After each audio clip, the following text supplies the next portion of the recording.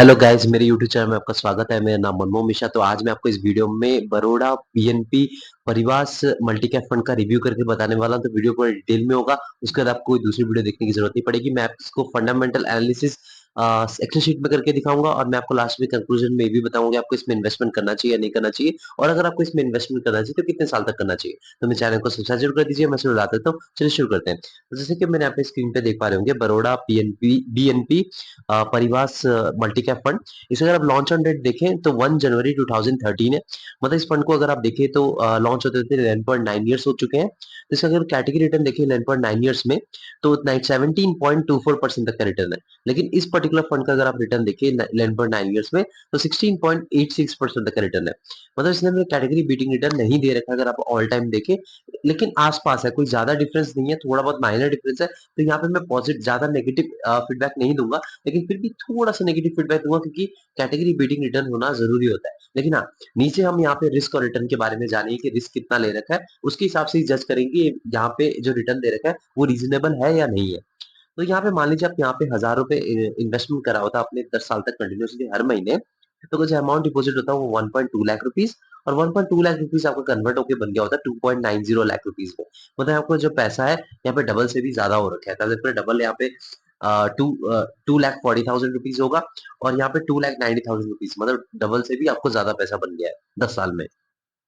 मान लीजिए आप इस फंड में ना इन्वेस्टमेंट करके अपने गोल्ड में इन्वेस्टमेंट किया होता, तो क्या अमाउंट जो डिपॉजिट था 1.2 लाख रुपीज, और 1.2 लाख रुपीज आपको कन्वर्ट होकर बन गया था 2.14 लाख रुपीज में। मतलब देखो गोल्ड में आपका पैसा डबल से भी थोड़ा कम है। डबल में आपका 2,40,000 रुपीज बनता है, यहाँ पे 2.14 लाख रुपीज है। तो आप इस पर्टिकुलर फंड में डेफिनेटली गोल्ड से ज्यादा रिटर्न दे रखा है। तो मान लीजिए आपने एफडी में इन्वेस्टमेंट किया होता है, अमाउंट जो डिपॉजिट होता है 1.2 लाख रुपीज, और 1.2 लाख रुपीज कन्वर्ट होकर बन गया होता 1.74 लाख रुपीज में। जी हाँ। तो देख पा रहे हैं कि मतलब इन्वेस्टमेंट की ताकत है, आपको डिफरेंस यहाँ पे डेफिनेटली दिख रहा होगा। तो रिटर्न वर्सेस कैटेगरी की बात करें तो यहाँ पे एवरेज रिटर्न है, कोई ज्यादा नहीं है कोई कम नहीं है। और यहाँ पे रिस्क वर्सेस कैटेगरी की बात करें तो एवरेज, बिलो एवरेज यहाँ पे रिस्क है। तो यहाँ पे कैसे रिस्क और रिटर्न को अगर कैटेगरी को कंपेयर करें तो कैसे बिलो एवरेज है, तो यहाँ पे मैं आपको नीचे बताने वाला हूँ। तब रिस्क और रिटर्न की बात करते हैं, यहाँ पे बीटा जो है, बीटा बेसिकली आपको बताता है volatility with respect to its benchmark. जी हाँ, कितना ये पर्टिकुलर फंड जो है वॉलेटाइल है। तो यहाँ पे 1 से नीचे उसको ठीक ठाक माना जाता है। तो यहाँ पे अगर कैटेगरी का देखें तो 0.91 है, और इस पर्टिकुलर फंड का देखें तो 0.96 है। तो आप देख पा रहे हैं कि मतलब यहाँ पे जो रिस्क है वो थोड़ा कैटेगरी से ज्यादा देखा है, और बीटिंग मतलब कैटेगरी बीटिंग रिटर्न भी नहीं है। मतलब रिटर्न रिटर्न के मामले में कैटेगरी से कम है, और रिस्क भी कैटेगरी से ज्यादा ले रखा है। तो यहाँ पे डेफिनेटली मैं एक नेगेटिव फीडबैक दूंगा, क्योंकि रिस्क आपके यहाँ पे डेफिनेटली कम ले सकते थे, लेकिन यहाँ पे इन्होंने नहीं लिया है। तो लेकिन फिर भी देखा जाए, एकदम इसको एवरेज मैं फीडबैक दूंगा। रीजन ये है कि देखिए रिटर्न जो है लगभग आसपास ही कैटेगरी के है, लेकिन फिर भी ये रीजनेबल नहीं है, क्योंकि यहाँ पे आपको रिस्क भी जो वर्टिलिटी है थोड़ा ज्यादा है कैटेगरी से। तो स्टैंडर्ड डिवीजन की बात करें तो स्टैंडर्ड डिवीजन बेसिस आपको बता दें कि आपका जो पर्टिकुलर जो फंड है, उसका जो एवरेज रिटर्न है उसे कितना प्लस और कितना माइनस, उसी के बीच में आपका रिटर्न जो है हर साल मिलने के चांसेस रहते हैं। तो यहाँ पे देखा जाए अगर कम हो उसको अच्छा खासा माना जाता है। इस पर्टिकुलर फंड में देखा जाए 14.97 है, और कैटेगरी देखा जाए 14.56 है। मतलब इसे कैटेगरी से भी थोड़ा सा ज्यादा वॉलिटी आपको देखने को मिलेगी।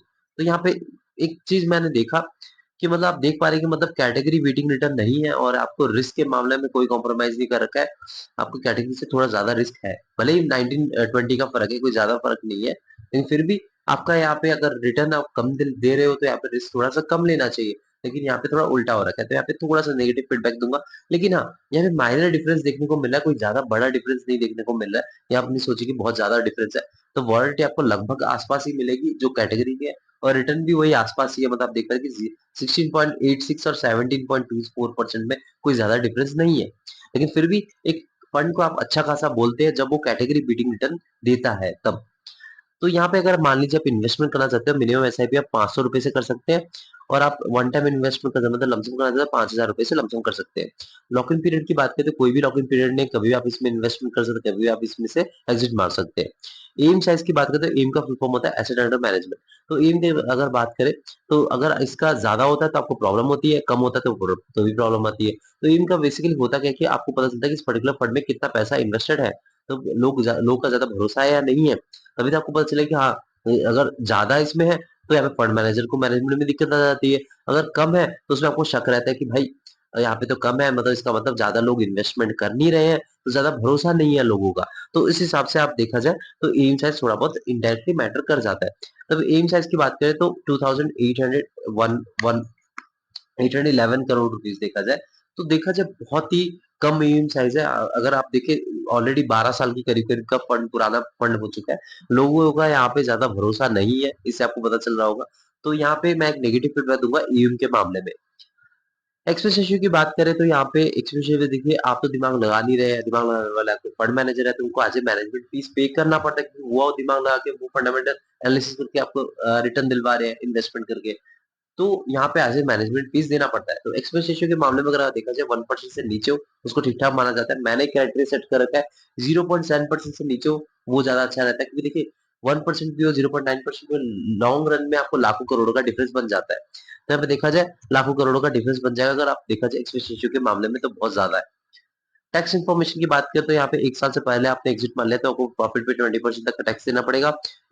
अगर आप 1 साल के बाद एग्जिट मारते हैं तो आपको 12.5% तक का टैक्स देना पड़ेगा प्रॉफिट पे, अगर आप इंडियन इनकम टैक्स स्लैब में आते हैं तो। 1 साल से पहले आपने एग्जिट मारा तो आपको 1% तक का एग्जिट नोट देना पड़ेगा।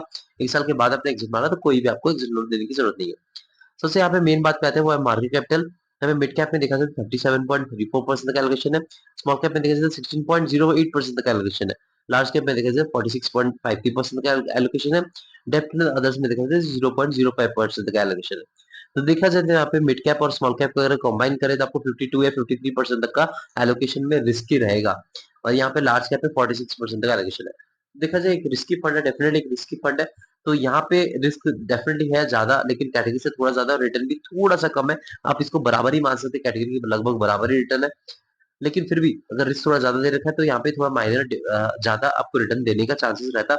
यहाँ पे मार्केट के मामले में कोई ज्यादा कुछ खराब नहीं कह सकते, देखिए मल्टी कैप का फंड है तो डेफिनेटली यहाँ पे सबका एलोकेशन लगभग ठीक ठाक ही रहेगा। तो यहाँ पे देखा जाए तो मैं यहाँ पे कुछ नेगेटिव फीडबैक नहीं दूंगा मार्केट कैपिटल के मामले में। सेक्टर एलोकेशन की बात करते हैं फाइनेंशियल सर्विसेज में 23.54% का एलोकेशन है, टेक्नोलॉजी सेक्टर में 16.33% का एलोकेशन है, इंडस्ट्री सेक्टर में 12.95% का एलोकेशन है, कंज्यूमर साइकिल में 10.35% का एलोकेशन है, हेल्थ केयर में 8.64% का एलोकेशन है, बेसिक मटेरियल्स में 8.32% तक का एलोकेशन है, कंज्यूमर डिफेंसिव में 7.85% तक का एलोकेशन है, एनर्जी सेक्टर में 3.62% तक का एलोकेशन है, कम्युनिकेशन सर्विसेज में 3.03% तक का एलोकेशन है, रियल एस्टेट में 1.57% तक का एलोकेशन है। तो आप देख पा रहे हैं कि यहाँ पे जो ऊपर के जो 5 सेक्टर्स है ना, उस पर टोटल डिपेंडेंट है। अगर वो जो 5 सेक्टर अच्छा खासा परफॉर्मेंस देते हैं, आपको पर्टिकुलर फंड भी अच्छा खासा परफॉर्मेंस देगा। तो 5 सेक्टर जो है वो आपका financial services, technology, industrials, consumer cycle और हेल्थ केयर। जी हाँ, ये 5 सेक्टर्स। और अब यहाँ पे फंड मैनेजर की बात करें तो देखिए सेक्टर एलोकेशन के मामले में देखिए डाइवर्सिफिकेशन एकदम प्रॉपर्ली कर रखा है, कोई प्रॉब्लम नहीं है। फंड मैनेजर की बात करते हैं यहाँ पे संजय चावला है, जिनको एक्सपीरियंस है 9.01 ईयर्स का। सेकंड जो आपका संजय जैन, इनको एक्सपीरियंस है 2.64 ईयर्स का। देखिए एक फंड मैनेजर अच्छा खासा एक्सपीरियंस वाला होना जरूरी होता है, क्योंकि देखिए आप फंड मैनेजर के बारे में भी रिसर्च कर सकते हैं, उन्होंने पास्ट में क्या रिटर्न दिलवा रखे हैं, उन्होंने उनकी स्ट्रैटेजी क्या होती है रिटर्न दिलवाने में। तो आप जब उसके बारे में रिसर्च करते हैं और थोड़ा बहुत कॉन्फिडेंट ज्यादा फील करते हैं और तभी जाके आप इन्वेस्टमेंट करते हैं, तो ये थोड़ा जरूरी हो जाता है। तो एक फंड मैनेजर एक्सपीरियंस होना जरूरी होता है, तो यहाँ पे एक्सपीरियंस फंड मैनेजर है, तो यहाँ पे एक पॉजिटिव फीडबैक रहेगा फंड मैनेजर के मामले में। और रेटिंग की बात करते हैं, इसको 4/5 रेटिंग मिल रखा है। तो ओवरऑल देखा जाए, देखिए मैं यहाँ पे इसको एक अच्छा मल्टी कैप कैटेगरी का फंड नहीं बोलूंगा कि बुरा भी नहीं बोलूंगा, आसपास ये। देखिए यहाँ पे जो रिस्क है थोड़ा सा ज्यादा है कैटेगरी से, और रिटर्न भी थोड़ा सा कम है कैटेगरी के हिसाब से। तो ज्यादा डिफरेंस नहीं है रिटर्न के मामले में, अगर ज्यादा डिफरेंस होता तो मैं यहाँ पे ज्यादा नेगेटिव फीडबैक देता, लेकिन यहाँ पे नेगेटिव फीडबैक नहीं, मैं इसको एवरेज फंड बोलूंगा कि हाँ ठीक ठाक सा फंड है। लेकिन यहाँ पे लोगों का भरोसा बताऊं तो ज्यादा नहीं है, क्योंकि एम साइज बहुत कम है। आप देख पा रहे हैं कि 12 साल पुराना फंड करीब करीब हो चुका है और यहाँ पे एम साइज बहुत कम है, तो उस मामले में मैं यहाँ पे नेगेटिव फीडबैक दूंगा। ओवरऑल देखा जाए आप कोई दूसरी मल्टी कैप कैटेगरी का फंड देख लीजिए, मतलब कोई दूसरे कंपनी का, ये मुझे कुछ ज्यादा खास नहीं लगा है। लेकिन फिर भी अगर आप इसमें इन्वेस्टमेंट करना चाहते तो डेफिनेटली कर सकते हैं, लेकिन आपका टाइम फ्रेम 7 साल मिनिमम होना चाहिए। जी हाँ, 6 से 7 साल है। और यहाँ पे रिस्क डेफिनेटली रहेगा, क्योंकि 52 से 53% स्मॉल कैप और मिड कैप कैटेगरी में इन्वेस्टमेंट हो रखा है। तो ओवरऑल देखा जाए तो एक ठीक ठाक सा फंड है, एवरेज फंड बोलूंगा मैं, कोई ज्यादा बड़ा अच्छा फंड नहीं है, कोई ज्यादा बुरा फंड नहीं है, आसपास एवरेज फंड है। तो मैं चैनल को सब्सक्राइब जरूर कर दीजिएगा, मैं जरूर लाता हूँ। Thank you.